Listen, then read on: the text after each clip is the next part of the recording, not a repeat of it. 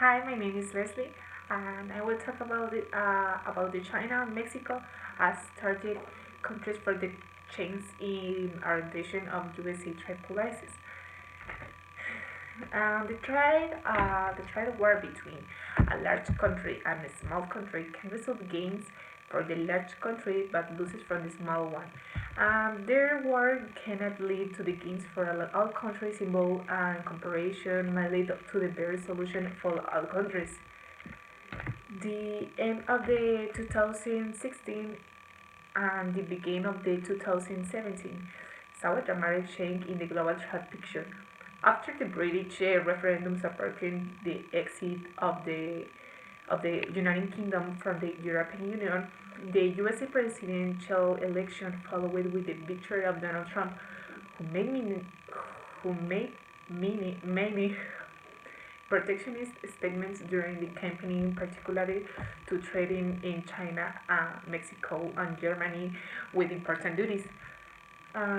He announced to the world imposed tariff of 35% on Mexican imports and 45% on Chinese imports to protect American jobs for the unfair foreign competition. One of his first decisions was in fact to sign an executive order withdrawing the United States from the Trans-Pacific Partnership. This paper evaluates the potential trade wars between the United States and China and the United States and Mexico. And during the USA presidential campaign, Trump proposed various increases in import duties for both countries. We select an argumentation in import duty at 35 percentage points for imports coming from the both of China and Mexico.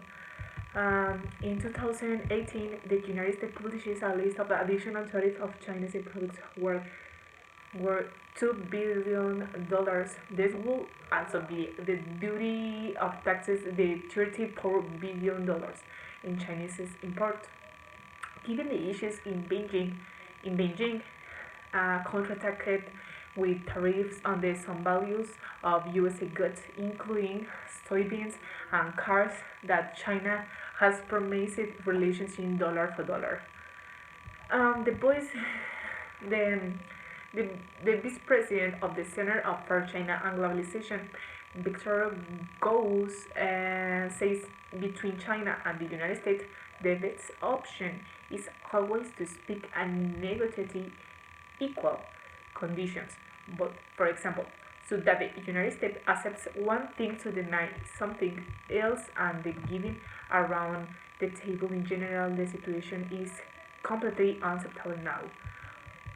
What what the United States does, historically speaking, is a terrorism threat, and it is signal that China is tired, that the rest of the world is really we know that the United States now provocated represalias, not only from China but also from countries such as Canada, India, South Korea, Japan, including some of the closest allies in the United States, from what China is now fighting against commercial abuses by the United States, for President Donald Trump. Together, China has the other countries queuing of the same side against of the United States, and mainly because the United States is abusing its power.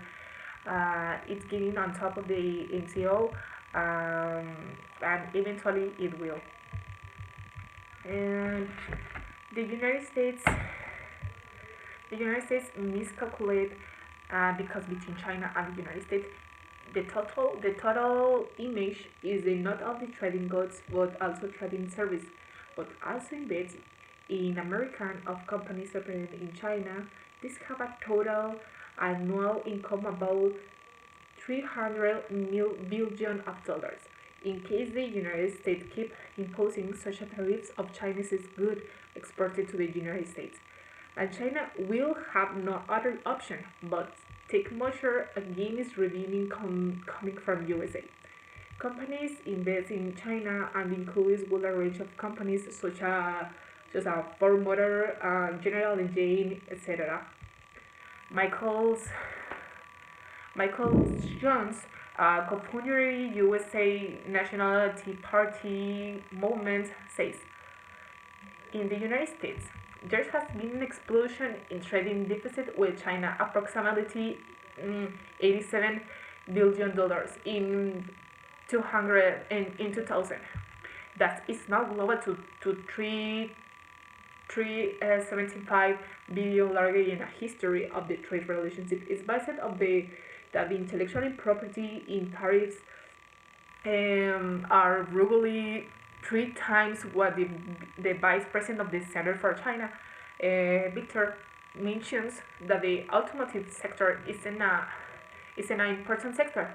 Obviously, China is important tariffs of 25% on our on exports of United States of its cars was exposed to China of the 2.5% tariffs. President Donald Trump wants fair trade in relation to China. We can see that China has become a great motor of correct global demand and global demand for agricultural goods and global demand for iron ore and steel basic products. These two major economies, China and the United States, actually have a responsibility to the global economic to work together to ensure that global economic is functionally smoothly. And the key to exporting and expanding the United States, sorry, in exports and the commercial relationship, generally expanding in the both sides, can have a potential to develop and resolve to this general expanding in the both sides can have a potential to develop and resolve this concern that the president is raising with the respect to Chinese trade policies. USA companies are almost all the time active in China. We'll have a problem if we continue with these that are impeding their ability to the business. We shall not have to transfer the technology to a foreign country. We shall not worry about being an intellectual property. Finally, it is therefore taken into account that Chinese perspective it does not want to have a commercial war with the United States. But if the United States wants to impose this commercial war with China will do so. And if the commercial war really erupts on a large scale, both and the United States, the states will suffer. What we want to achieve is that to be a friend of the countries. And that's it. Thank you for watching.